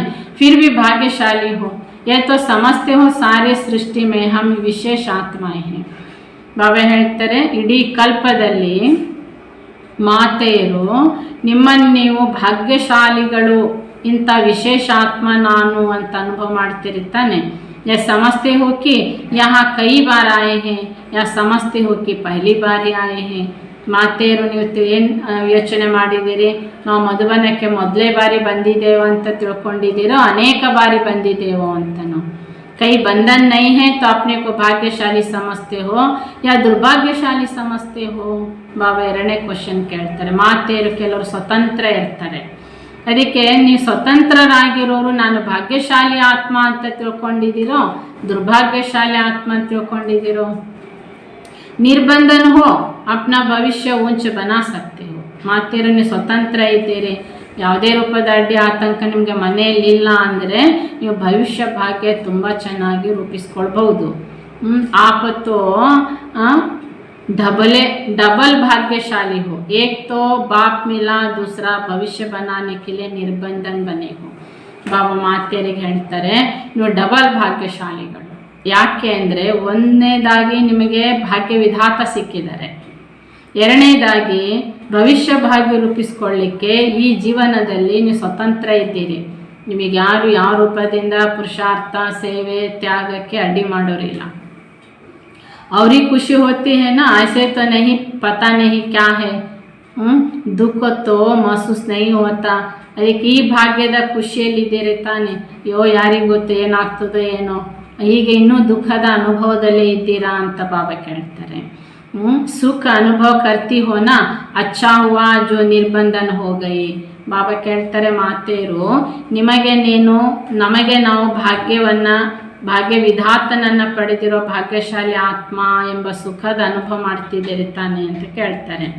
ಯಾಕೆಂದರೆ ಈಗ ಏನೆಲ್ಲ ಬಿಟ್ಟು ಹೋಯ್ತು ನಮ್ಮಿಂದ ಮಿತ್ರ ಸಂಬಂಧಿಕರು, ಬಾಬಾ ಹೇಳ್ತಾರೆ ಒಳ್ಳೇದಾಯ್ತಲ್ಲ, ನಿರ್ಬಂಧನ ಆದ್ರಲ್ಲ. ಐಸೆ अपने को ಭಾಗ್ಯಶಾಲಿ ಸಮಜ್ತೆ ಹೋ ಯಾ ಕಭಿ ದುಃಖ ಭಿ ಆತಾ ಹೈ. ಯಾರ್ಯಾರೋ ಮಿತ್ರ ಸಂಬಂಧಿಕರು ತೀರಿ ಹೋದ್ರು, ಹೀಗೆ ಅವ್ರು ಹೋಗ್ಬಿಟ್ರು ನಮ್ಮನ್ನು ಅಂತ ನೆನ್ಪು ಮಾಡಿಕೊಂಡು ಈಗಲೂ ದುಃಖಿಸ್ತೀರೋ, ಅಥವಾ ನಾನು ಸ್ವತಂತ್ರ ನಿರ್ಬಂಧನ ಆತ್ಮನಾದೆ ಅಂತ ಖುಷಿ ಪಡ್ತಿರೋ. ಅವ್ರ ಕೈ ಸಾಥ್ ಹೋಗಾ ತೋ ಟಕ್ಕರ್ ಹೋಗಾ. ಶಿವ ಬಾಬಾ ಅಗರ್ ಸಾಥ್ ಹೇ ತೋ ಟಕ್ಕರ್ ನೈ ಹೋಗಾನ. ಯಾರಾದರೂ ದೇಹದಾರಿ ಮನುಷ್ಯರ ಜೊತೆಗಿದ್ದಾರೆ ಅಂದರೆ ಘರ್ಷಣೆ ಆಗ್ತಲೇ ಇರ್ತದಲ್ಲಿ, ಅವ್ರದ್ದೊಂದು ಮಾತು ನಮ್ದೊಂದು ಮಾತು ಅಂತ. ಆದರೆ ಶಿವಬಾಬಾ ಜೊತೆಗಿದ್ದಾಗ ಮಕ್ಕಳಿಗೆ ಯಾವ ಘರ್ಷಣೆ ಇಲ್ಲ. ಸಂಗಮಿಗುಮೆ अलौकिक सुहाग का त्याग, ಲೌಕಿಕ ಸುಹಾಗ का त्याग ಶ್ರೇಷ್ಠ ಭಾಗ್ಯಕ್ಕೆ ನಿಶಾನಿ ಹೇ. ಹೀಗೆ ಸಂಗಮಯುಗದಲ್ಲಿ ಎಷ್ಟೋ ಜನ ಮಾತೆಯರು ಯಜ್ಞ ಆರಂಭದಿಂದಲೂ ಕೂಡ ಪತಿ, ಮಕ್ಕಳು, ಸಂಪತ್ತು, ಎಲ್ಲ ಪ್ರಕಾರದ ಪತಿಯ ಸಂಬಂಧಗಳು, ತವ್ರ ಮನೆಯ ಸಂಬಂಧಗಳು ಎಲ್ಲ ಬಿಟ್ಟು ತ್ಯಾಗ ಮಾಡಿ ಬಾಬನ ಸೇವೆಗೆ ಸಮರ್ಪಿತರಾದರು ಮಾತೆಯರು ತುಂಬ ಜನ. ಬಾಬಾ ಹೇಳ್ತಾರೆ ಈ ಲೌಕಿಕದ ಸುಹಾಗನ್ನ, ಸುಮಂಗಲೆತನವನ್ನು ತ್ಯಾಗ ಮಾಡಿ ಮಕ್ಕಳು ಶ್ರೇಷ್ಠ ಭಾಗ್ಯದ ಲಕ್ಷಣ ತುಂಬಿಸ್ಕೊಂಡ್ರು. ಆತ್ಮ ಕಿ ಪ್ರವೃತ್ತಿ ಮೇ ಯಹ ಸಂಬಂಧ ನಹಿ, ಪ್ರವೃತ್ತಿ ಮೇ ಸಂಬಂಧ ಮೇ ತೋ ನಹಿ ಆತೆ ಹೋ. ಹೀಗೆ ಆತ್ಮಕ್ಕೆ ಯಾವ ಸಂಸಾರ ಇಲ್ಲ ಇಲ್ಲಿ, ಅಂದರೆ ಆತ್ಮಕ್ಕೆ ಪರಮಾತ್ಮನೇ ಸರ್ವ ಸಂಬಂಧಿ. ಬಾಬಾ ಹೇಳ್ತಾರೆ ಆದ್ದರಿಂದ ನಿಮ್ಮನ್ನು ದೇಹದ ಸಂಬಂಧದಲ್ಲಿರೋರು ಅಂತ ಭಾವಿಸಿಲ್ಲ ತಾನೆ. ಅಗರ್ ಪ್ರವೃತ್ತಿ ಮೇ आत्मा के संबंध में रहती है तो अपना डबल भाग्य बना सकती हूँ. ಈಗ ಒಂದು ವೇಳೆ ನೀವು ಸಂಸಾರದಲ್ಲಿದ್ದೀರಿ, ಪ್ರವೃತ್ತಿಯಲ್ಲಿದ್ದೀರಿ, ಇದ್ರೂ ನೀವು ಆತ್ಮ ಪರಮಾತ್ಮನ ಜೊತೆಗೆ ಸಂಬಂಧದಲ್ಲಿದ್ದೀರಿ ಅಂದರೆ ನೀವು ಡಬಲ್ ಭಾಗ್ಯಶಾಲಿಗಳು. ಪ್ರವೃತ್ತಿ ಮೇ रहते ದೇಹಕ್ಕೆ ಸಂಬಂಧ ಸೆ ನಾರಿ रहते हो. ಹೀಗೆ ನೀವು ಪ್ರವೃತ್ತಿಯಲ್ಲಿ ಅಂದರೆ ಗೃಹಸ್ಥ ವ್ಯವಹಾರದಲ್ಲಿ ಇದ್ದರೂ ಕೂಡ ನಿಮ್ಮನ್ನು ದೇಹ ಸಂಬಂಧದಿಂದ ಭಿನ್ನ ಆತ್ಮ ನಾನು ಅಂತ ಅನುಭವ ಮಾಡ್ತಿದ್ದೀರಾ. तो ಪ್ರವೃತ್ತಿ ಮೇ रहने वाले ऐसा भाग्य बना रहे हो. ಹೀಗೆ ಯಾರು ಪ್ರವೃತ್ತಿಯಲ್ಲಿದ್ರೂ ಕೂಡ ದೇಹ ಭಾವನೆಯ ಸಂಬಂಧದಿಂದ ಭಿನ್ನತೆಯ ಅನುಭವದಲ್ಲಿರುವಂತಹ ಭಾಗ್ಯಶಾಲಿ ಆತ್ಮ ನಾನು ಭಾಗ್ಯ ರೂಪಿಸ್ಕೊಳ್ತಾ ಇದ್ದೇನೆ ಅಂತ ಈ ಪುರುಷಾರ್ಥದಲ್ಲಿದ್ದೀರಿ ತಾನೆ ಅಂತ ಬಾಬಾ ಕೇಳ್ತಾರೆ. ಅಚ್ಚಾ, ಓಂ ಶಾಂತಿ. ಹೀಗೆ ನಾವು ಆತ್ಮ ತ್ಯಾಗ ಮತ್ತು ಭಾಗ್ಯದ ವಿವರಣೆಯನ್ನು ಬಾಬನ ಮುಂದಿಟ್ಟಿದ್ದಾರೆ. ನಾವೇನೇನು ತ್ಯಾಗ ಮಾಡಬೇಕು ಮತ್ತು ಯಾವ್ಯಾವ ಪ್ರಕಾರದ ಭಾಗ್ಯ ನಾವು ರೂಪಿಸ್ಕೋಬೇಕಾಗಿದೆ. ಅತಿ ಮುಖ್ಯವಾದ ತ್ಯಾಗ ನಾವು ಆತ್ಮ ಯಾವುದು ಮಾಡಬೇಕಾಗಿದೆ, ದೇಹಾಭಿಮಾನದ ತ್ಯಾಗ ಮಾಡಿದರೆ ಸಂಗಮಯುಗದಲ್ಲಿ ಮೊದಲನೆಯ ಪ್ರಾಪ್ತಿ, ತ್ಯಾಗದ ಪ್ರಾಪ್ತಿ, ದೇಹಾಭಿಮಾನದ ತ್ಯಾಗದ ಪ್ರಾಪ್ತಿ ಯಾವುದು, ಭಾಗ್ಯ ವಿಧಾತ ತಂದೆ ನಮ್ಮ ಜೊತೆಗಾರಾಗ್ತಾರೆ, ಮೊದಲೇ ಪ್ರಾಪ್ತಿ. ಹಾಗೆ ಭಾಗ್ಯ ವಿಧಾತನ ಸರ್ವ ಪ್ರಕಾರದ ಶಕ್ತಿ, ಗುಣ, ಜ್ಞಾನ ಇವು ನಮಗೆ ಪ್ರಾಪ್ತಿ ಆಗ್ತಾ ಹೋಗ್ತವೆ. ದೇಹಾಭಿಮಾನ ಇದ್ದರೆ ಬಾಬಾ ಹೇಳ್ತಾರೆ ಬಾಬನ ಪ್ರಾಪ್ತಿ ಆಗಲ್ಲ, ಬಾಬನ ಭಾಗ್ಯವು ನಮಗೆ ಪ್ರಾಪ್ತಿ ಆಗಲ್ಲ. ಮತ್ತು ಸತ್ಯಯುಗದಲ್ಲಿ ಮುಂದಿನ ಜನ್ಮ ಸತ್ಯತ್ರೈತಾಯುಗದಲ್ಲಿ ಸಿಗುವ ಭಾಗ್ಯ ಬೇರೆ, ಸಂಗಮಯುಗದಲ್ಲಿ ನಮಗಿದೆಲ್ಲ ಭಾಗ್ಯ ಪ್ರಾಪ್ತಿಯಾಗುತ್ತೆ. ಅದಕ್ಕಾಗಿ ಬಾಬಾ ಹೇಳ್ತಾರೆ, ನೀವೀಗ ಅತಿ ಮುಖ್ಯವಾಗಿ ತ್ಯಾಗ ಏನು ಮಾಡಬೇಕು ಎಂಬುದನ್ನು ಯೋಚನೆ ಮಾಡಿ, ಚಿಂತನೆ ಮಾಡಿ, ತ್ಯಾಗ ದೊಡ್ಡದು ಭಾಗ್ಯ ದೊಡ್ಡದು ಅಂತ ನೀವು ನಿಮ್ಮ ಜೊತೆಗೆ ಮಾತಾಡ್ಕೊಳ್ಳಿ. ನಮ್ಮ ಅನಾದಿ ಆದಿ ಸಂಸ್ಕಾರ ಹೇಗಿತ್ತು, ಮಧ್ಯಕಾಲದ ಸಂಸ್ಕಾರ ತ್ಯಾಗ ಮಾಡಲಿಕ್ಕೆ ಆಗ್ತಾ ಇಲ್ಲ, ಇಷ್ಟು ವರ್ಷ ಆದ್ರೂ ಯಾಕೆ ಆಗ್ತಾ ಇಲ್ಲ, ಇದೆಲ್ಲ ಕಾರಣ ಕೂತ್ಕೊಂಡು ನೀವು ಯೋಚನೆ ಮಾಡಿ ಅಂತಾರೆ ಬಾಬಾ. ಅಚ್ಚಾ, ಓಂ ಶಾಂತಿ, ಓಂ ಶಾಂತಿ. ನಾಳೆ ಹಗಲಿಡಿ ಈ ಅನುಭವ ಮಾಡಿ, ನನ್ನ ಆತ್ಮ ಭಾಗ್ಯಶಾಲಿ ಆತ್ಮ. ಯಾಕೆಂದರೆ ನಾನು ದೇಹಾಭಿಮಾನದ ತ್ಯಾಗ ಮಾಡಿದ್ದೇನೆಂದರೆ ಭಾಗ್ಯ ವಿಧಾತ ನನ್ನ ಜೊತೆಯಲ್ಲಿದ್ದಾರೆ, ಆದ್ದರಿಂದ ನಾನು ಭಾಗ್ಯಶಾಲಿ ಆತ್ಮ. ಅನುಭವ ಮಾಡಿ, ಭಾಗ್ಯ ವಿಧಾತ ನನ್ನ ಜೊತೆಗಿದ್ದಾರೆ, ಆದ್ದರಿಂದ ಶಾರ್ಟಲ್ಲಿ ನಾನು ಭಾಗ್ಯಶಾಲಿ ಆತ್ಮ. ಈಗ ಒಂದು ನಿಮಿಷ ಈ ಚಿಂತನೆ ಮಾಡುತ್ತಾ ಓಂಕಾರ ಹೇಳೋಣ.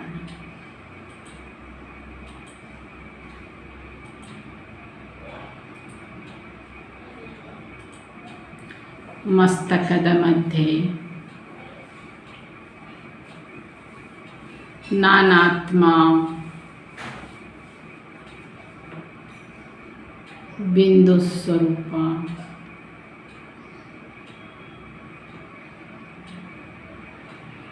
ಅನಾದಿ ಆದಿ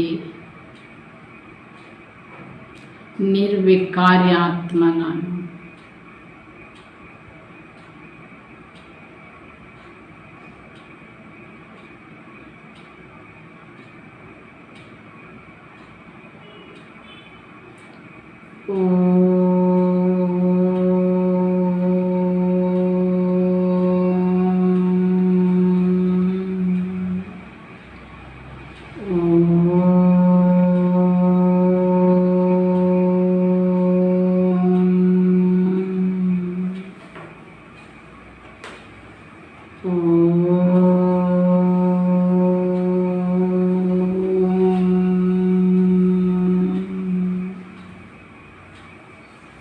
ಓಂ ಶಾಂತಿ, ಓಂ ಶಾಂತಿ.